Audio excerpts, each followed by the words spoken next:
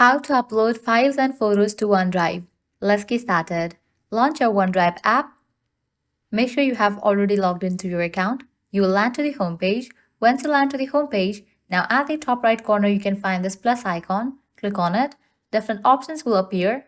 Go ahead and click on the option of upload. If you want to upload photos and videos, click on the option of photos and videos. If you want to upload the file, click on browse.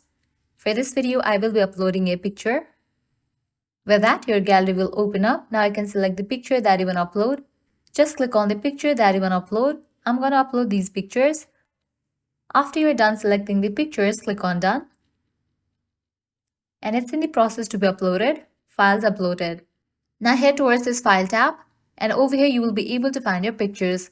By applying the same process, you can easily upload videos, likewise files.